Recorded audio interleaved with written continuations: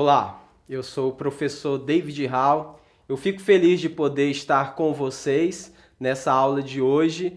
Nós falaremos sobre lógica e vamos partir das seguintes situações. Eu tenho certeza absoluta que em algum momento da sua vida você deve ter falado ou escutado frases como estas que estão aparecendo aí. É lógico que eu vou. Lógico que ela me disse isso, ou ainda, isso não tem lógica. Vamos a umas situações hipotéticas. Bom, digamos que um amigo meu me perguntasse se eu iria gravar videoaulas e eu respondi tacitamente, é lógico que eu vou.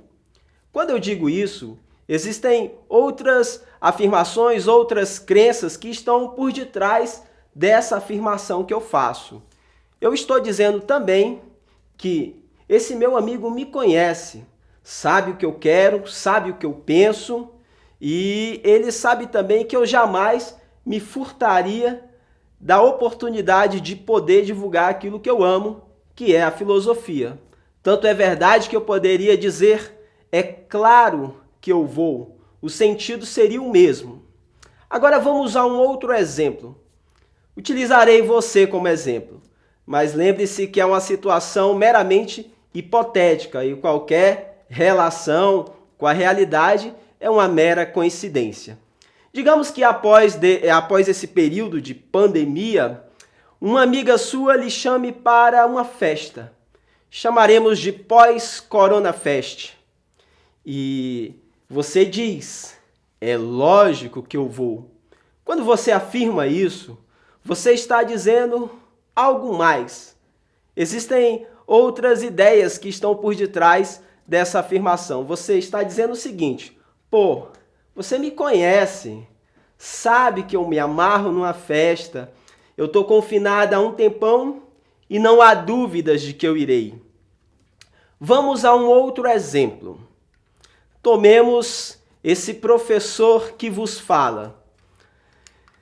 O professor David Hall, ele se formou em filosofia. Ele foi aprovado no concurso para professor de filosofia e vem lecionando filosofia há algum tempo, há mais de 6 anos. Digamos que ele fosse convidado para gravar videoaulas de matemática. Bom, ele, ou melhor, eu, certamente iria dizer, isso não tem lógica. O que está implícito nessa minha afirmação? Eu estou dizendo o seguinte, bom, os indícios não correspondem à conclusão final. Não era aquilo que eu esperava. Não há sentido, afinal de contas, se eu me formei em filosofia e sou professor de filosofia, eu deveria dar aulas de filosofia. Bom, vamos aí ao conceito de lógica. Perceba que ao fazer essas afirmações, nós estamos aqui fazendo raciocínios que fazem parte do nosso cotidiano, que dizem respeito ao nosso dia a dia. E muitas das vezes a gente nem se dá conta de que o que estamos fazendo ou aquilo que estamos tratando tem a ver com a lógica. A lógica, ela deriva de uma palavra grega que significa logos. Logos, traduzido literalmente, é discurso racional ou simplesmente razão. Mas isso não responde à seguinte pergunta: o que é lógica? Essa é que é a grande questão. Quando eu digo que logos significa razão ou discurso racional, eu estou apenas me referindo à etimologia, ao significado, à origem da palavra. Mas eu quero saber o que é lógica, e quando eu pergunto o que é, eu espero ter como resposta um conceito, uma definição. Anotem aí. Lógica é o encadeamento racional das ideias. Repetindo, lógica é o encadeamento racional das ideias. Bom, a origem da filosofia, ela se deu justamente com a passagem, a saída de um discurso mítico, sobrenatural, para um discurso racional. E essa transição, ela só foi possível graças à utilização do Logos. O nascimento da própria filosofia se confunde, então, a partir de uma passagem, de uma mudança de um discurso mítico para um discurso racional.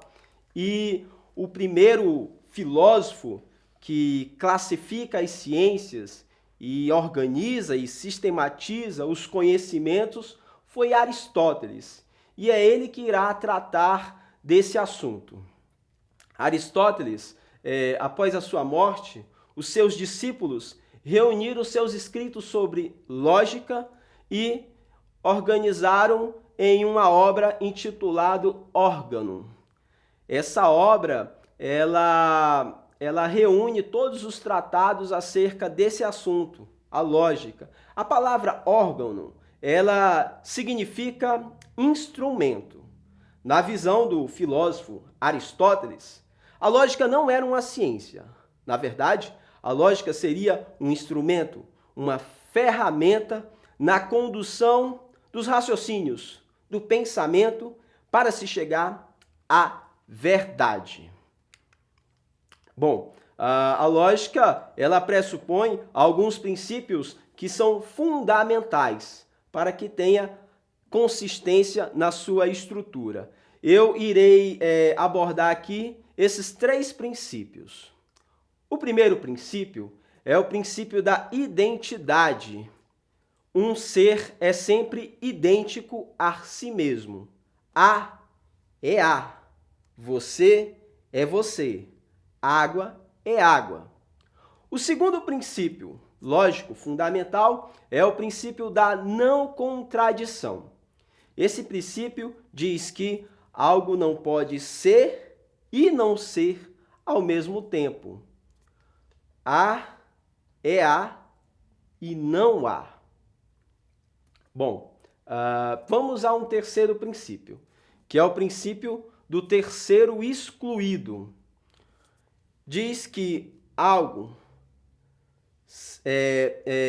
A é X ou A não é X. Significa dizer que algo é alguma coisa ou não é alguma coisa. Bom, você compreenderá melhor após alguns exemplos. Vamos ao conceito de argumento.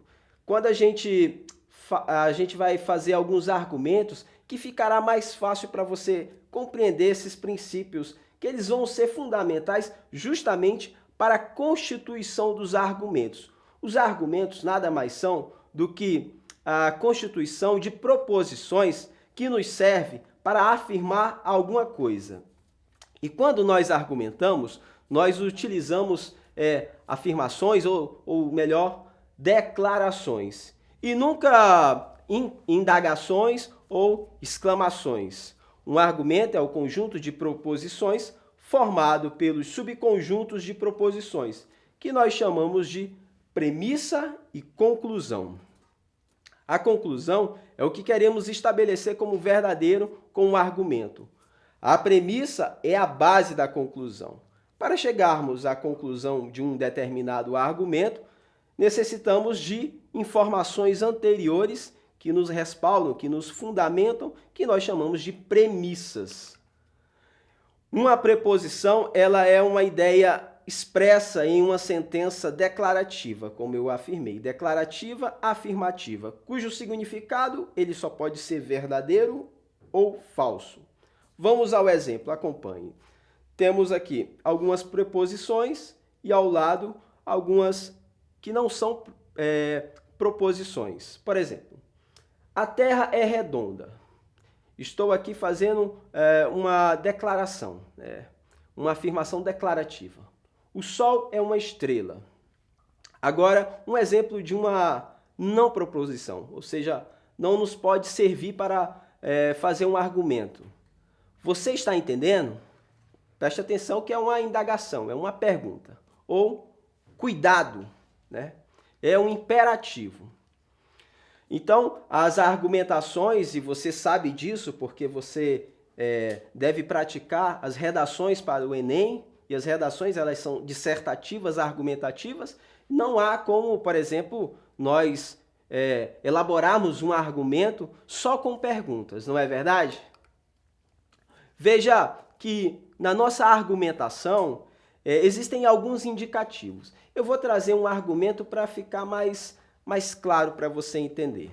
Bom, o coronavírus pode matar. Ainda não existem remédios cientificamente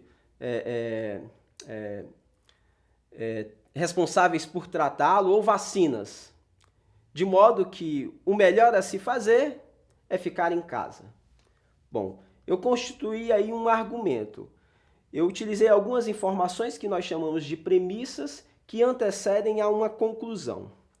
E ao usar a conclusão, eu utilizei uma palavra que é importante, uma expressão, né, conclusiva, que pode ser logo, portanto, como você pode acompanhar aí na tela. São expressões que nos permitem perceber que trata-se de uma argumentação e indicam a conclusão. Dando sequência, os argumentos eles podem ser dedutivo ou indutivo. Temos aqui um exemplo muito comum. Todo homem é mortal. Sócrates é homem, logo Sócrates é mortal.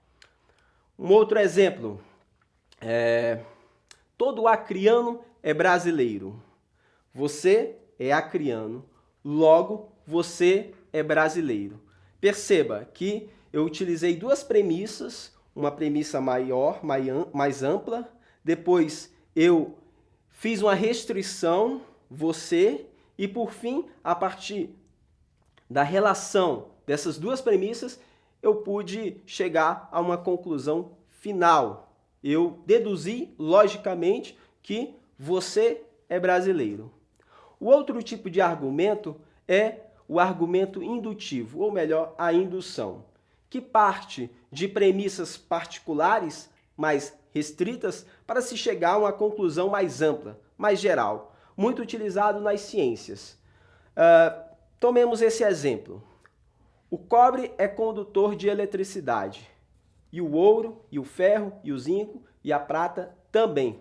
Logo, todo metal é condutor de eletricidade. Essa porção ferve a 100 graus Celsius. Essa porção também ferve a 100 graus Celsius. Essa também, de modo que a partir do conjunto de vários exemplos particulares, nós podemos chegar a uma conclusão mais ampla, mais geral. Bom, a atividade que eu coloco como sugestão para você fazer é a seguinte: o que é lógica? Quais os princípios lógicos fundamentais? O que é argumento e quais os tipos de argumento? Eu tenho certeza que após essa aula você saberá responder essas questões. Uma dica, um extra, né? Se você quiser aprofundar um pouco mais os estudos acerca de lógica, você pode estar acessando lá no YouTube a aula de número 2 do Telecurso 2000. E também acesse a nossa plataforma Eduque. Lá existem outras aulas e outros exercícios também que te ajudará a esclarecer melhor essa aula ou a adicionar novas informações. Muito obrigado e fique com Deus.